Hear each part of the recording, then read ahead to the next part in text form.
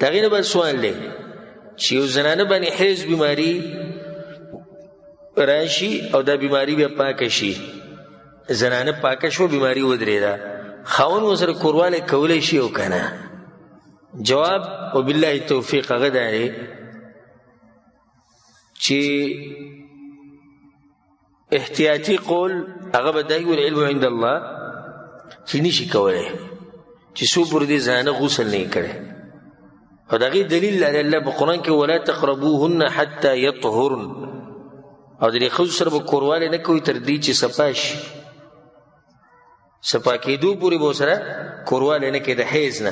فاذا تطهرن، نو کله چې پاکې شي فاتوهن من حیث امرکم الله، الله چې راته بیا کومه طریقه ښوولې به هغې ورسره تاسو کوروالی کولی شئ.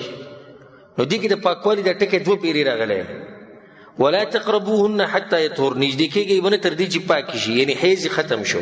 فاذا تطهرن، نو کله چې ښه پاکې شوې غسل یې وکړو بیا ورسره کوروالی کوه. لکه د زنانه حیض ختم شو او لامبلي نه دي، نو خاوند له نه دي په کار چې د دې ښځې سره کوروالی وکړي.